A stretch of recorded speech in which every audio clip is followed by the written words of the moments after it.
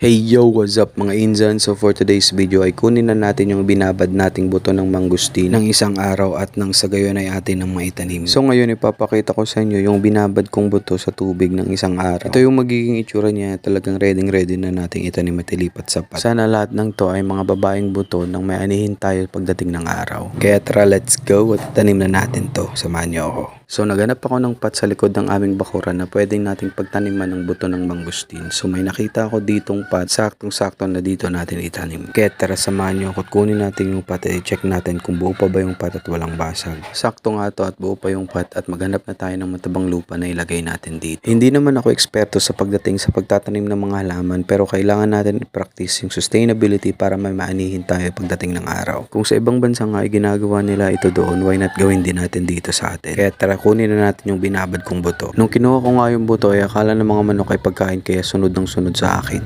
Kaya tara, samahan nyo ako maghanap ng matabang lupa para maitanim na natin to.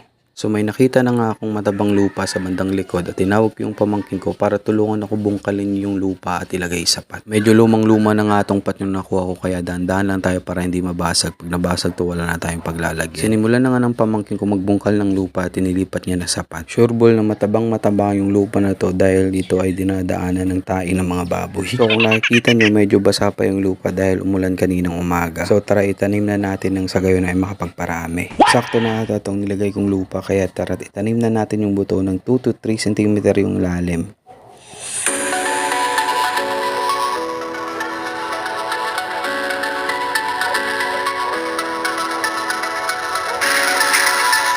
So nagtusok na ako ng 6 na butas para doon natin ilagay yung mga buto. So maglagay tayo ng space sa bawat buto dahil sa buhay kailangan naman talaga natin ng space sa bawat isa. Kung umabot ka sa video na to, like, share, and comment kung taga saan ka para malaman kung hanggang saan umabot tong video na to at kung meron kang suggestion para mabuhay itong itinanim ko. At sa pagdating ng araw kung ito ay mamunga ay mapadalhan kita. So inisa-isa ko na inilagay yung mga buto at after niya na ilagyan na natin ng malinis na tubig at atin na itong diligan. Sana all na didiligan. So ganun lang kasing yung pagtatanim at kung ako sa'yo ay simulan mo na din gawin to para meron ka ding anihin pagdating ng araw. Hindi pa nga tumubuto pero alam ko na kung sino magiging kalaban ko. Sige, try mo lang, tinola ka sa akin.